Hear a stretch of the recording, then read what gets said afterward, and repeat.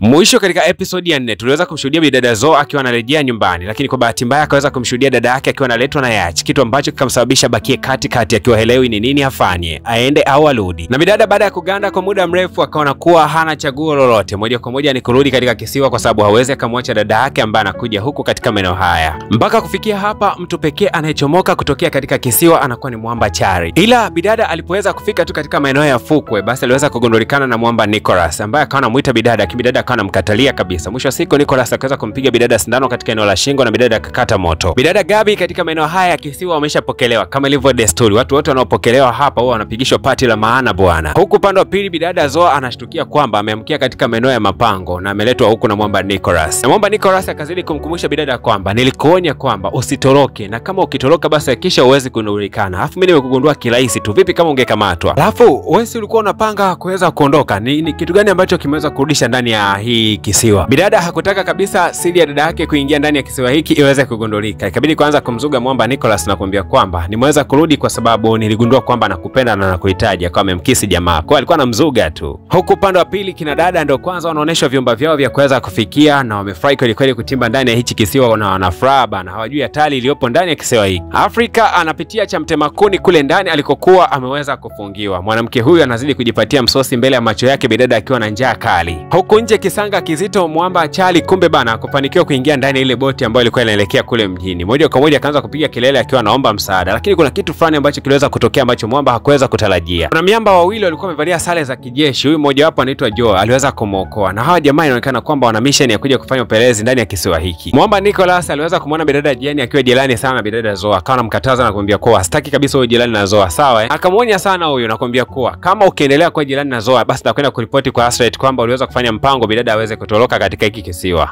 Bidada Zoe akamwomba sana msamaha Jiani na kumwambia kwamba hatakuwa jirani naye tena kwa wakati huu, anahitaji tukubakia ndani ya kisiwa. Lakini sababu kubwa ya bidada Zoe kutaka kubakia ndani ya kisiwa ni kwa sababu ya huyu anayemuona mbele yake ambaye anafahamika kama Gabi, ambaye ni dada yake. Ikabidi kumkonyeza kana kwamba wawe kama vile hawajuani. Basi moja kwa moja bidada akawa anamfuata bidada ili asiweze kugundulikana kana kwamba wanajuana wawili hawa. Wakaelekea mpaka upande wa pili wa kisiwa, mahali ambako drone huwa hazipiti mara kwa mara, na hapo akaanza kuongea. Bidada alishangaa kumwona dada yake huko, akamwambia kuwa umejileta katika eneo ambao ni jehanamu ya duniani. Huku kuna tisha kuliko kunavyotisha sehemu nyingine yoyote ile. Kiufupi ni kwamba umeingia sehemu ambayo sio nzuri. Rafiki yangu Judy amekufa katika kisiwa hiki na mwili wake umechomwa moto mbele ya macho yetu. Kwa hiyo hapa bana pana zaidi ya maisha ambayo ni ya kishetani kupita kawaida. Akawa amekumbatia dada yake na kumwambia kuwa asimwamini mtu yoyote katika kisiwa hiki. Na baada ya makumbatiano ya muda mrefu, kwa sababu na ndugu hawa wawili wajeza kukutana kwa kipindi kirefu, basi siku ya leo alikuwa amefurahi na kusema kwamba pamoja na kwamba tuko katika sehemu mbaya, lakini nashukuru kwa sababu nimeweza kukuona dada yangu. Na mwingine akasema nashukuru kwa sababu nimeweza kuona mdogo wangu. Bwana, kumbe ndani ya kisiwa hiki hawa kinajua ndio maafande wanaolinda hiki kisiwa. Wakasema kuwa kuna mtu anafahamika kama Luis ameweza kuuliwa, mtu muhimu sana, na inaonekana kwamba miongoni mwenu muuaji yuko hapa hapa. Lakini wote tunakumbuka kwamba mwamba Alvin ndiye aliweza kumuua mwamba Luis kipindi kile anamzuia bidada kuingia katika bahari. Kwa kuwa hakuna aliweza kujitambulisha kwamba ameweza kufanya tukio hilo, basi bidada mmoja hivi anaitwa Dania alikuwa akitembelea mmoja baada ya mwingine. Huyu dada ni mzoefu kweli kweli kutambua muuaji. Ni kweli kabisa, huyu bidada Dani alikuwa na uwezo mkali, akaweza kumchukua Ivan na wenzake kama wawili hivi, na alikuwa anawapeleka katika sehemu ambayo anakwenda kuuliwa. Lakini huyu mwanamama Dani ana uzoefu mkali sana katika masuala ya kivita, na alikuwa anajua kwamba muuaji yuko katikati ya hawa watatu. Akasema kuwa leo tutakwenda kuana kwa mchezo wa kuzungushiana silaha, na silaha hii itakuwa na risasi moja tu. Mtu ambaye atakwenda kumpata hiyo risasi basi ndio muuaji. Akapeleka silaha yake kwa mtu wa kwanza, alikuwa ni mwanamke. Silaha haikuweza kufunguka. Mtu wa pili silaha kuweza kufunguka. Ilipofika zamu ya mwamba mmoja anaitwa Eloy, kabla tu ya kuweza kushambuliwa, mwamba Ivan akaweza kujitokeza na kusema kwamba jamani, hapana, mimi ndio niliweza kufanya mauaji hayo. Kwa hiyo basi Ivan ndiye aliyeweza kufanya tukio hili la mauaji. Akachukuliwa na kupelekwa sehemu yake peke yake, na hao wengine wakarudishwa katika maeneo ya makambi. Hasa huyu mwamba kiongozi wa kijeshi siku ya leo alikuwa anataka kumfundisha huyu mwanamama ambaye anafahamika kama Ashlet namna ya kutumia bunduki ya kweli kabisa. Lakini Ashlet akasema kuwa kiongozi wa ulinzi katika masuala haya ya hapa kambini ambapo tunaishi ni bidada anayefahamika kama Brenda, lakini amekufa mzembe sana siku hizi. Na ili niweze kujipima uwezo wangu wa kutumia silaha ya kweli, lazima huyu ndo awe kama chambo, akimbie kule mbele alafu mimi nifiatue risasi. Akifanikiwa kuweza kuikwepa basi itakuwa ndo bahati yake. Bidada akaanza kukimbia na mwisho siku akamlenga katika maeneo ya miguu. Baada ya hapo bidada Ashlet akamfuata Brenda alikuwa akigugumia pale chini, akampiga risasi ya kichwa. Akamuuliza huyu mwalimu wake kwamba je, naweza kutumia risasi ya moto? Mwalimu akasema uko vizuri. Baada ya bidada Brenda kuweza kuuliwa, basi bidada Amo akaweza kupewa ile nafasi ya Brenda. Kumbuka kwamba bidada Amo ndo ana upenzi na yule mwamba anayefahamika kama Alvin. Na wote tunajua kwamba mwamba Alvin ameweza kukamatwa tayari kwa ajili ya kuuliwa kwa sababu ya tukio la kuweza kumshambulia mwamba Luis na kumteketeza. Sasa je, kama kiongozi wa ulinzi ambaye bidada Amo atakwenda kuibadili nafasi ya Brenda, ataweza kutekeleza mauaji ya mwamba Alvin au la? Hasa mwamba Eric tayari afya yake imerejea. Siku ya leo alikuwa akimsalimia huyu mtoto ambaye anafahamika kama Isaac. Kumbe bana ni mtoto wake. Na kulikuwa kuna uvumi kwamba hawa wawili hawawezi kupata watoto. Kumbe wana uwezo na wana mtoto ambaye wamemficha, ila hawataki watu wengine waweze kupata watoto. Kwa hiyo wanajifanya kana kwamba wao uwezo wa kupata watoto hawana. Mwamba alipotoka pale nyumbani kwake moja kwa moja akaelekea huko katika kambi, na alipofika tu akakutana na bidada Astrid na kumwambia kuwa hakuna meli ya ziada ambayo inakuja kuleta watu wengine huko. Lakini bidada akasema kuwa anahitaji watu zaidi na zaidi katika hiki kisiwa. Lakini pia mwamba Eric akazungumzia swala la satellite kuweza kutikisika, akasema kwa nini uliweza kubadilisha mawimbi na frequencies za satellite? Lakini bidada akasema kuwa hapana, alikuwa ni mwanamke mmoja ambaye aliingia katika kile chumba cha operation ndiye aliweza kubadilisha kila kitu. Ni nani huyo aliweza kufanya jambo kama hilo? Bidada akamwambia kuwa ni Africa. Mwamba Eric ni kweli kabisa alizoeana na bidada Africa, lakini kwa kitendo cha kuweza kuactivate antenna, kitu hichi kilimkela sana na kusema kwamba utafia huko katika hiyo cell. Na kumbe bana zile antenna ndo zinatumika kuwasiliana na watu ambao wako katika dunia nyingine, ambapo wako kuandaa kule bustani ya Eden nyingine kabisa. Kwa hiyo kile kitendo cha bidada Africa kuweza kuharibu pale mawasiliano ni kwamba aliharibu mawasiliano ya watu ambao wako katika sayari nyingine ambapo wako kutengeneza bustani ya Eden. Na hawa wanaokusanywa katika hiki kisiwa wana mpango wa kupelekwa katika sayari nyingine kabisa. Bidada akiwa anashangaa hapa ndani, akashangaa kuna mtu mwingine analetwa. Kumbe alikuwa ni mwamba Charlie ambaye alikuwa amekamatwa kule katika bahari pindi anaogelea kuelekea katika yachi ambayo ilikuwa inaondoka, aliweza kukamatwa. Hasa hebu angalia mchezo ambao bidada Amo ameweza kuchezewa. Mwamba Ivan baada ya kukamatwa kule alikuja kurudishwa huku na kuletwa kwa bidada Amo. Kumbuka kwamba Amo ni kiongozi wa ulinzi ambaye amebadili nafasi ya Brenda. Hasa baada ya kula raha zao hapo za kimapenzi, mwisho wa siku bana Ivan akaanza kumwambia bidada Amo kwamba mimi bana ndio niliweza kumuua mwamba Royce. Kwa hiyo walikuja wamenikamata, mwisho wa siku nimekiri ukweli, wameweza kunirudisha. Bidada Amo akagundua kwamba huu ni mtego na wanataka kumpima katika nafasi yake. Je, anaweza kutetea haki yake ya kuwa mkuu wa walinzi? Kwa sababu kama ni mkuu wa walinzi, kwa kitendo cha huyu mwamba kukiri kwamba aliweza kumuua Royce, lazima auliwe. Na kesho yake mapema na alfajiri bidada Amo akaamshwa na kusema kwamba kuna mtu anastahili adhabu ya kifo, kwa anatakiwa apelekwe katika maeneo yale ya bonde la mauti. Moja kwa moja akampeleka huyo mshikaji, na bidada akawa ameandaa sindano yake, lakini akawa anashiguta anatetemeka, anashindwa kabisa kumuua huyo mtu kwa sababu ndio mara yake ya kwanza. Kwa bahati mbaya sana yule mwamba ambaye alitakiwa kuuliwa akaweza kukimbia katika eneo hilo. Hii kitu ni hatari kuliko kawaida. Kwa hiyo bidada Amo ataonekana kwamba hii kazi haiwezi, na mwisho wa siku adhabu ya mtu ambaye hawezi kazi ya mauaji, basi yeye ndo anakufa. Na kama ilivyo desturi ya hiki kisiwa, bidada Gabi akaanza kuulizwa maswali. Je, unaweza kutusimulia mambo yote yanayohusu maisha yako? Bidada Gabi akasema kuwa mimi nina dada yangu, lakini akashindwa kumtaja kabisa huyo dada yake kwa sababu alikuwa anakumbuka kwamba bidada alikuwa amemuonya na kumwambia kwamba asishie taarifa zao. Na basi bwana, baada ya maswali mengi sana kwa bidada Gabi, mwisho wa siku akawa amemkumbatia na kumkaribisha katika eneo hili la kisiwa, na kila mmoja akaanza kumkumbatia mtu aliye jirani yake. Mwamba Nicholas akaenda kumkumbatia bidada Zoa, lakini akawa ameshtukia kwamba hawa wawili walikuwa kitazamana sana, huenda kuna kitu nyuma ya pazia. Na siku ya leo ikatangazwa kuwa ni siku ya kufurahia na kucheza michezo yote ya baharini, na kila mmoja akawa amezama katika maeneo ya bahari na kufurahi kweli kweli yani. Wakati huu mwamba Eric akawa amebeba chakula kwa asili na akawa analeta huku katika maeneo ya magereza ambako bidada Africa alikuwa ameweza kufungwa, lakini mlinzi wa eneo hili anayefahamika kama Joe akawa anamzuia. Mwamba akamshambulia Joe, kisha akaleta chakula huko ndani na kuweza kumkabidhi Eric kuna baadhi ya kibarua fulani vile alichokuwa amepewa na bidada mmoja hivi kule nje kabisa. Na mwamba Eric akaenda moja kwa moja kwa bidada Africa na kumwambia kwamba kuna kisiwa ambacho tutakuja kukitembelea siku moja, na huko inaaminika kwamba wanaishi Ali. Tunafanyaga mawasiliano nao na waliahidi kwamba watakwenda kutuchukua hapa na UFO zao, sio muda mrefu watakuja hapa na kuja kutuchukua, na moja kwa moja tutakwenda kuishi katika sayari ambayo hakuna binadamu amewahi kuishi, sayari nzuri kuliko zote. Lakini bidada Africa akasema kuwa huenda huu ni mchezo mchafu ambao bidada Ashlet anaweza kucheza, lazima atakuwa na tutriki tu. Lakini mwamba akamwambia kuwa hapana, lazima huenda ndani yake kuna ukweli. Basi bidada Africa akaweza kumkisi mwamba mbele ya macho ya mwamba Charlie. Kumbe bana Eric